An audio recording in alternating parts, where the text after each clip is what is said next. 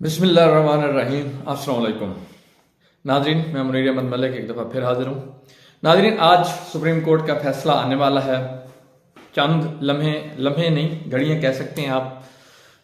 चंद घड़ियाँ बाकी हैं। कुछ देर तक सुप्रीम कोर्ट का फैसला आ जाएगा और जो कहते हैं ना कि बिल्ली थैले के अंदर है वो बाहर आ जाएगी, पता चल जाएगा क्या फैसला है।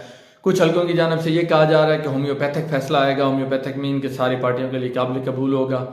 कुछ कह रहे हैं कि जी पीडीएम के खिलाफ आएगा, इलेक्शन का इनेकाद जो है वो उसको मुमकिन बनाया जाएगा। और कुछ हल्के ये कह रहे हैं कि शायद इलेक्शन को डिले कर दिया जाए, किसी भी वजह से। ताकतवर हल्के हो सकते हैं इंटरफेयर कर चुके हैं और आज उन्होंने किया भी होगा, तो जो होता वही है जो ताकतवर हल्के कहते हैं। तो इसके साथ ही रात जो है ना एक अहम विकेट गिरी। वज़ीर आज़म के मुआवन खसूसी फ़ाद हुसैन ने इस्तीफ़ा दे दिया है, रिज़ाइन कर दिया है।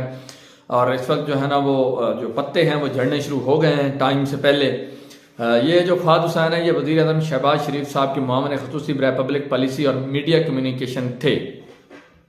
कुछ लोग ये कह रहे हैं कि उन्होंने जीएनएन को ज्वाइन कर लिया है, तो शायद उस पीएनएन को ज्वाइन कर लिया, शायद इसलिए वो छोड़ के चले गए हैं। लेकिन देखें, आज चूँकि फैसला आना है और फैसला आने से कबल ही मौजूदा गवर्नमेंट की जो हैं काम पे टांगना शुरू हो गई हैं। देखें अब क्या होता है। शहबाज शरीफ भी ज़द में आ सकते हैं, चीफ इलेक्शन कमिश्नर ज़द में आ सकते हैं।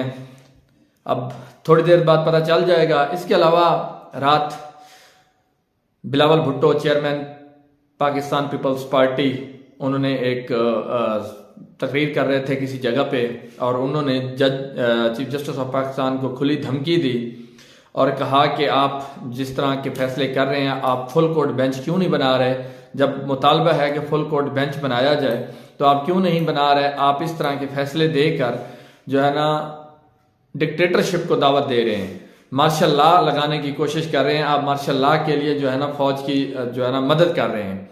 अब देखें ये बयान कौन दे रहा है। एक आईनी नुक्ते पे ये सारा केस चल रहा है सुप्रीम कोर्ट के अंदर। एक आइन में जब लिखा है कि 90 दिन के अंदर इलेक्शन होने हैं, तो 90 दिन से ऊपर एक दिन भी नहीं जा सकते।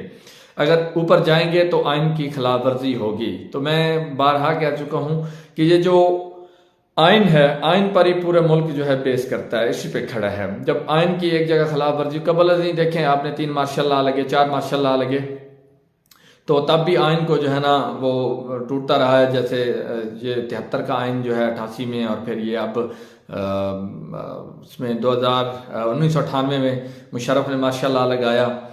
तो इसके अलावा ये मौजूदा जो बिलावल भुट्टो साहब हैं, पाकिस्तान पीपल्स पार्टी के चेयरमैन हैं, ये उस पार्टी से ताल्लुक़ रखते हैं जिनके नाना को जो है ना, जिन्होंने पाकिस्तान पीपल्स पार्टी की बुनियाद रखी, उनको एक डिक्टेटर ने जो है फांसी पे चढ़ा दिया। और किसके ज़रिए वो फांसी हुई? अदलिया के ज़रिए।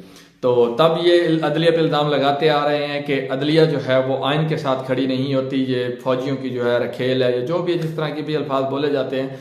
तो अब जब अदलिया आइन के साथ खड़ी हुई है तो ये फिर उसको मुतनाज़ा बनाने के लिए ऐसे बयान दे रहे हैं। उन्होंने खुल्लम खुल्ला धमकी दी है कि आप जो है ना मार्शल लॉ के लिए मदद कर रहे हैं, फौज को दावत दे रहे हैं कि वो मार्शल लॉ लगा। भाई फौज कैसे आएगी?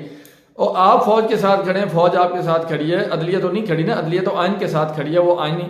अब इमरान खान साहब हैं, उन्होंने कहा है कि हमें कोई इतराज़ नहीं है, आप फुल कोर्ट बना दें। जब वो कह रहे हैं फुल कोर्ट बना दें तो इन्हें भी अंदाज़ा हो जाना चाहिए था कि जब उनको या तो वो इतराज़ करते कि फुल कोर्ट नहीं, ये 3 जजेस फैसला करें। खैर, अब हम आते हैं काजी फैज़ ईसा की तरफ। काजी फैज़ ईसा साहब, इनकी जो तैनाती हुई थी, ये chief justice Balochistan high court बने थे डायरेक्ट।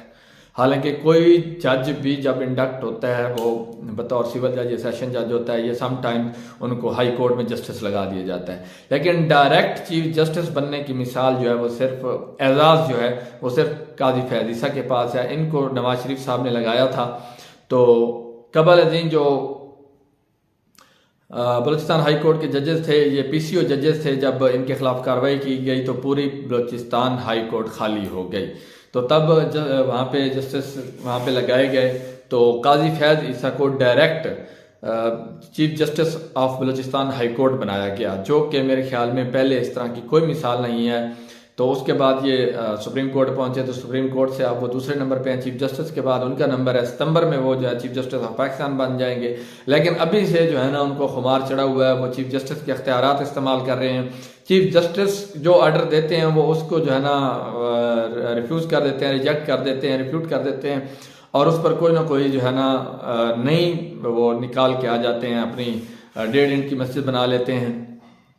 जबकि इस वक्त जो चीफ जस्टिस ऑफ पाकिस्तान है वो समोटो या आज खुद नोटिस का उनके पास अख्तियार है। जबकि काजी फैज ईसा ने उनके समोटो नोटिस पे एतराज भी उठाया कि वो समोटो या खुद नोटिस नहीं ले सकते। दूसरी तरफ खुद ही आज खुद नोटिस या समोटो नोटिस के तहत जो वो केस लेके बैठे थे, उसी में ही वो ये कह रहे हैं कि ये नहीं कर सकते।